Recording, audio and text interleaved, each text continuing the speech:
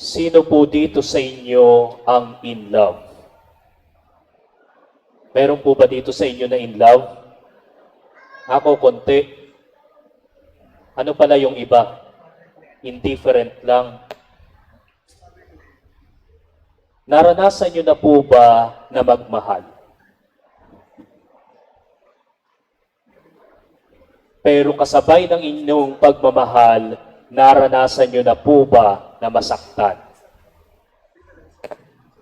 Kasi sa oras po na magmahal kayo, binigyan ninyo yung taong minamahal ninyo ng karapatan na saktan kayo.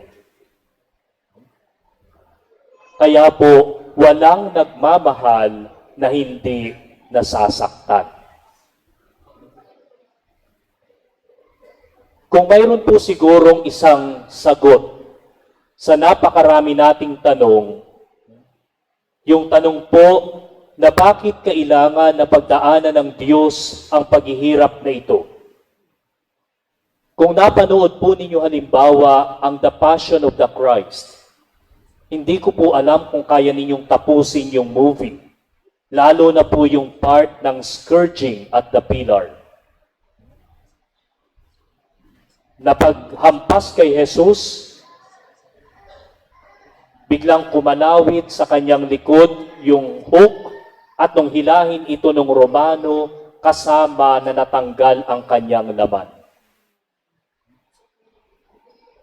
Jesus underwent so much physical pain. Hindi lamang po yun. Jesus experienced emotional and psychological sufferings. Nasaan po nung siya ay hinuli yung kanyang 12 apostol na sinabi na handa kaming mag-alay ng aming sarili para sa iyo, Panginoon. Si Pedro na pagkatapang-tapang, sabi niya, Lord, I am willing to give up my life for you. Handa akong ibuwis ang aking buhay para sa iyo. Pero nasan siya nung hinuli si Kristo? Isa siya sa mga tumakbo. At hindi lang basta tumakbo. Peter denied Jesus 3 times. Ano po yung pakiramdam ninyo halimbawa na mayroon kayong mga kaibigan, pero nung panahon na kayo ay nangangailangan, yung panahon na kailangan nyo ng tulong, yung panahon na kayo'y lugmok na lugmok, wala sila. Pero nung panahon na kayo'y masaya, nandyan sila. Pero nung panahon na walang-wala kayo, hindi nila kayo kilala. Ano po yung pakiramdam na mayroon tayo? Lalo na po kaya ang pakiramdam ni Kristo na sa kabila ng lahat ng ginawa niya para sa kanyang mga kaibigan, para sa sambayanan ng Diyos, nasaan sila? Tinalikuran nila ang Panginoon. Ngayong araw pong ito, pinagdiriwang natin ang linggo ng palaspas. And we are singing, we are shouting, Hosanna to the Son of David. Blessed is he who comes in the name of the Lord. Pero nung pong panahon ni Kristo, yung mga tao na sumigaw ng Hosanna sa anak ni David, ito rin yung mga tao na sumigaw, ipako sa krus. Bakit kay daling magbago ng puso ng tao? Na dati, ngayong araw na to, kinikilala nila si Kristo bilang isang hari. After a few days, itong mga taong ito sumigaw, ipako sa krus. Pero hindi lamang po emotional, physical, and psychological suffering ang naranasan ng Panginoon. Even at pinakamalalim dito is the spiritual suffering. Pag po binasa ninyo ang scripture, Jesus always addressed God as a Father. Palagi niyang ipinapakilala sa sambayanan ng Diyos, ang Diyos ay isang Ama. ang Diyos ay aking Ama. And for the first time in the Scripture, Jesus called God as God. Sa kauna-unahang pagkakataon, sinabi ni Kristo, Diyos ko, Diyos ko. For the first time, Jesus called God as God. Why have you forsaken me? Pag ginamit po sa Scripture, yung salitang forsaken, hindi po ito isang bastang emosyon lang, kundi that's an experience of despair, of losing hope, na lahat ng pinangahawakan mo ay nawala na sa iyo. And Jesus felt that He was abandoned by His Father. The human Jesus said, my God, why have you abandoned me? Ito po yung simbolo, kaya dun sa The Passion of the Christ, may makikita kayo na scene doon na yung pong habang hinahampas siya, no? Lumabas yung demonyo tapos may kalong-kalong na mukhang tiyanak. No? Kasi sinasabi doon ng demonyo, if I knows how to care for my children, for my son, for my child, where is your father? Nasaan na yung ama na tinatawag mo? Ako, na demonyo na masama, marunong akong mag-aruga sa aking anak. Nasaan ngayon ang tinatawag mong ama? At sabi ni Kristo, my God, why have you forsaken me? Katakot-takot po ang pinagdaanan ng Diyos para sa bawat isa sa atin. At siguro kung mayroong isang sagot sa tanong natin na bakit kailangan itong gawin ni Kristo, ay dahil mahal tayo ng Diyos. Because God loves us so much that He gave His all. Wala siyang itinira sa kanyang sarili, ibinigay niya para sa atin ang lahat-lahat, maging ang kanyang bugtong na anak. Ito po ang larawan ng pagmamahal. Ang pagmamahal na itinuturo sa atin ng ating Panginoong Hesukristo. Na yung pong pagmamahal ay hindi nakabase sa emosyon, hindi nakasabase sa isang damdamin. Kasi kung ako, ang pagmamahal ko ay nakabase lamang sa aking emosyon, mawawala ito. Kasi hindi naman ako palaging masaya, hindi ako palaging galit, hindi ako palaging nagtatampo, hindi palagi akong maunawain. Kung ang pagmamahal ko lang ay isang emosyon, ang inyong pagmamahal magiging moody. Ngayon, in love ka, after an hour, hindi na, tapos may in love ka na naman, after 30 minutes, hindi na naman. Ang pagmamahal din po ay hindi nakabahagi o hindi nakasalalay sa isang atraksyon. Na mahal kita kasi pogi ka, gwapo ka, mabait ka. No? Yung mga nanay at tatay dito na nandito, tingnan ninyo yung asawa ninyo. Nung una, sexy, maganda.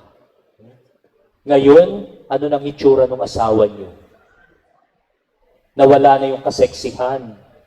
Naging chubby na. Dati ang kinis ng mukha. Nagkukojik pa. Ngayon, kulukulubot na. Dati, ang ganda-gandang mag-ayos ng sarili.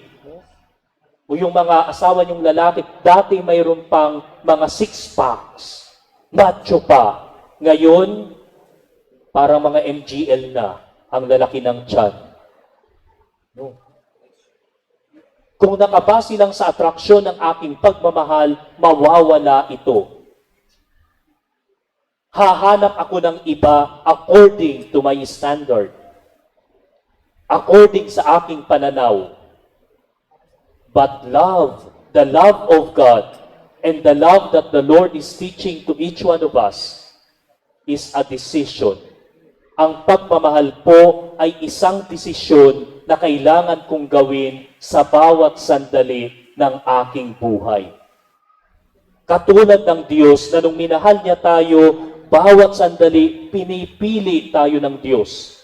Nagdesisyon ang Diyos na piliin tayo sa kabila ng ating mga kasalanan, kahinaan at limitasyon bilang mga tao.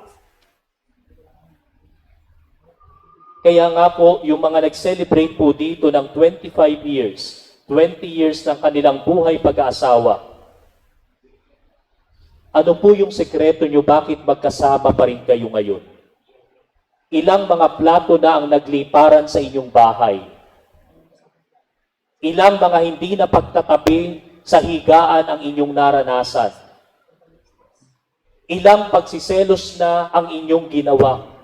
Ilang pag-aaway na ang inyong ipinato sa inyong asawa o sa inyong minamahal? Na may nakita kayo na ka-chat, galit na. Yung pala tiyahin yung ka-chat. O itong isa nagselos, hindi marunong magtanong. Hindi pwede tayo, sinong ka-chat mo? Nanugod na ng asawa. Yung pala tiyahin, yung ka-chat. Ilang mga pag-aaway na po ang inyong naranasan. Pero bakit hanggang ngayon, magkasama pa rin kayo?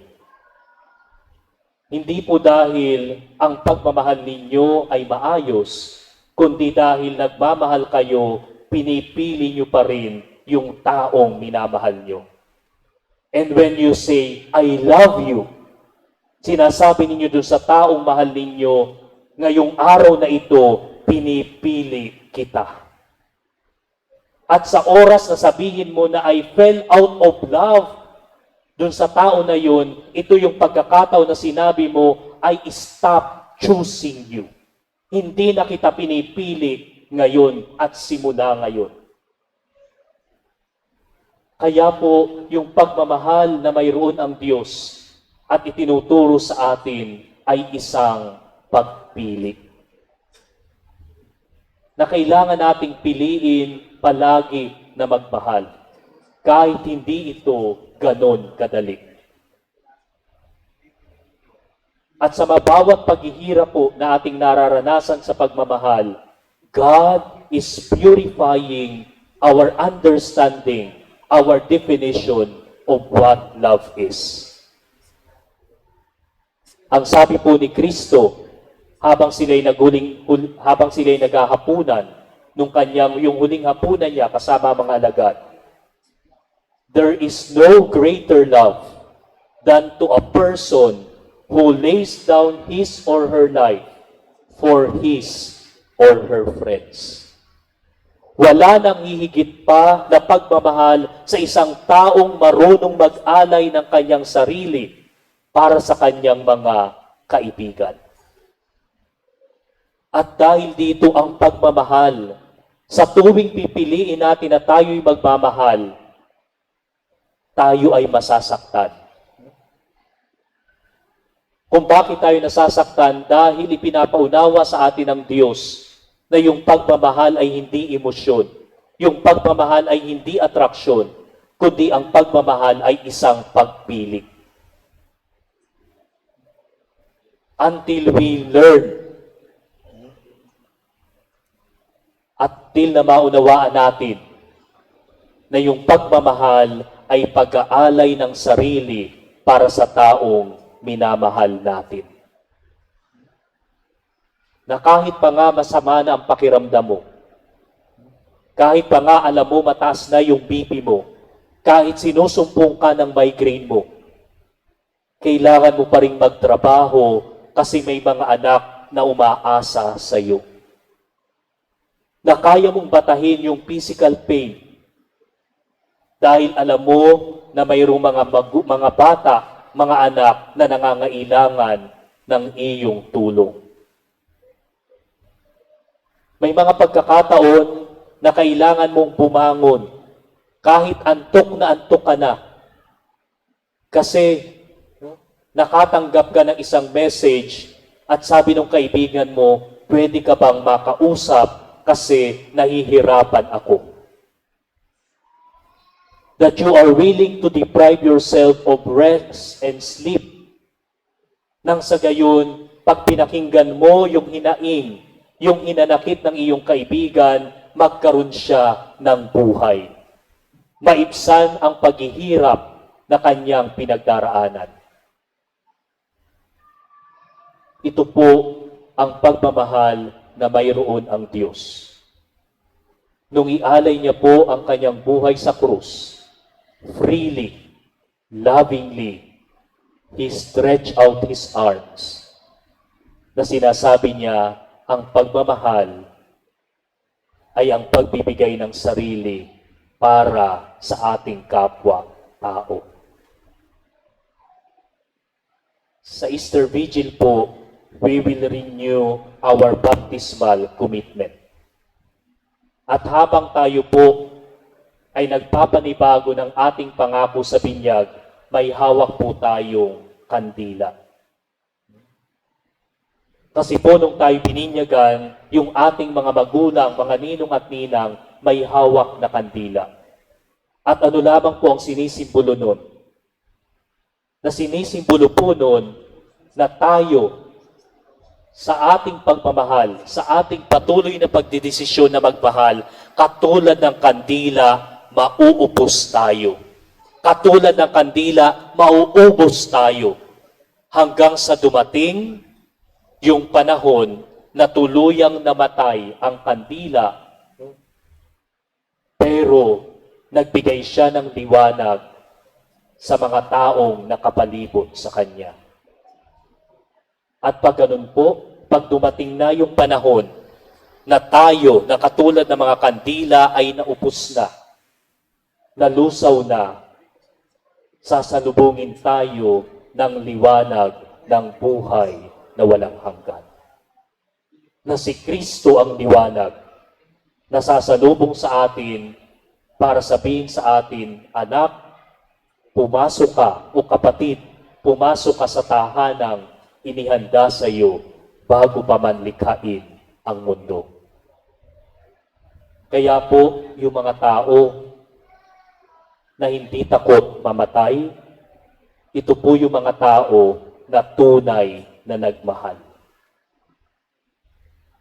Ito po yung mga tao na sa kabila ng kanilang limitasyon, kahinaan at pagkakasala bilang tao, nagmahal sila at patuloy silang nagmamahal sa abot ng kanilang makakaya sa paraan na alam nila.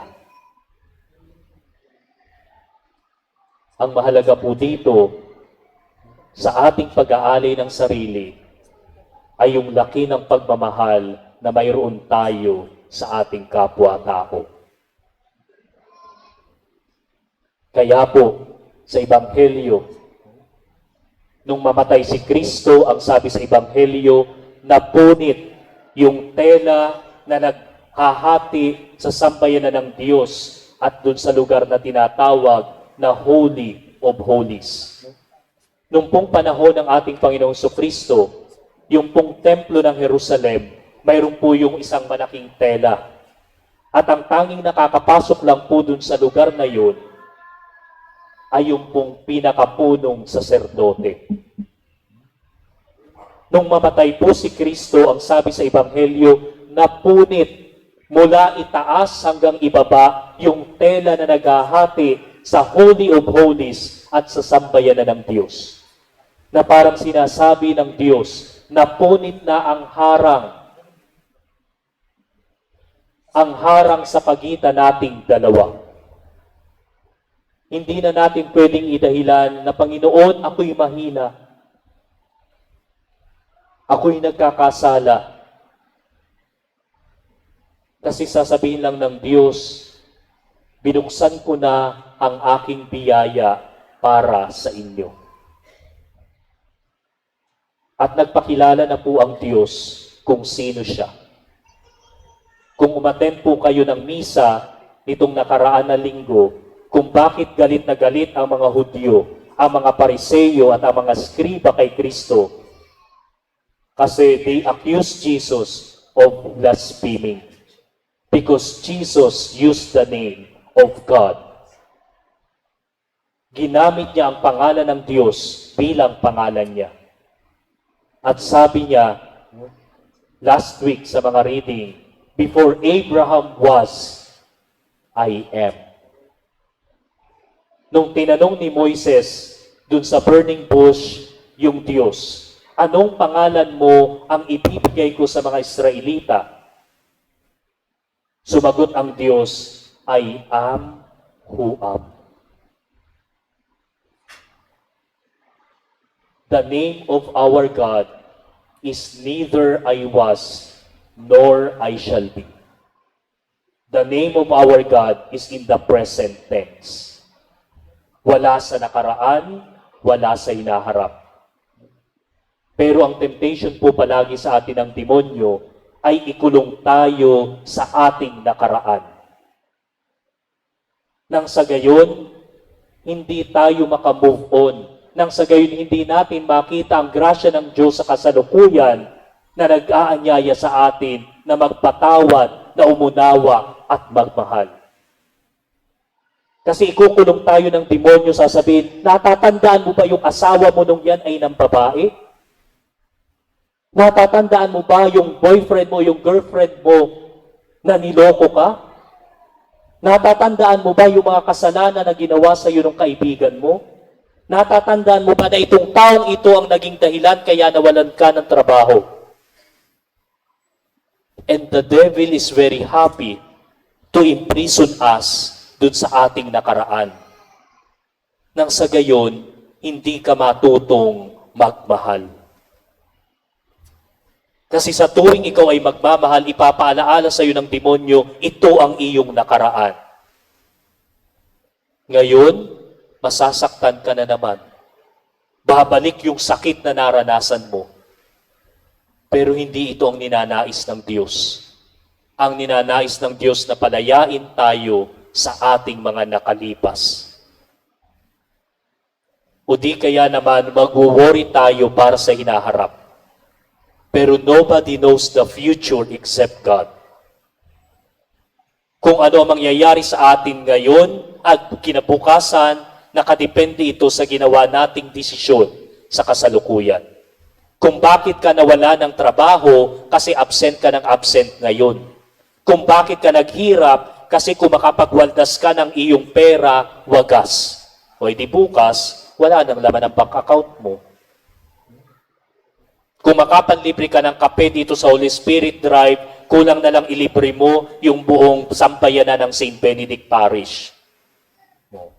Pagkakuha ng allowance, ubos. Pagkatapos nun, wala na. Nga. Wala ng allowance. Nakuha na. Nagastos na. Sa kasalukuyan na kasalalay, ang ating paglago sa pagmamahal at pagiging Kristiyano. Kaya po inaanyayahan tayo ng Panginoon, magdesisyon ka ngayon. Huwag mo nang pansinin kung anong nakaraan kasi hindi mo na ito kayang ibalik. Huwag mong alalahanin ang kinabukasan o ang bukas dahil nakasalalay sa desisyon mo ngayon kung ano ang mangyayari sa hinaharap. Ang mahalaga ay ngayon. Kaya kung gusto po ninyo na magbigay buhay, kung gusto po ninyong maging mapagmahal, kung gusto po ninyo na maging mapangunawa, kailangan nyong magdesisyon ngayon at dito. The love of God is bigger than our sins, limitations, and weaknesses. Kaya po may kakayahan tayo na gumawa ng desisyon ngayong gabi ito, sa pagkakataong ito, na muling magpahal, muling magpatawad, muling magpanibago, muling yakapin ang bawat isa sa atin, lalo na yung ating mga minamahal. Kaya nga po mamaya, sa sign of peace, I would like to encourage you.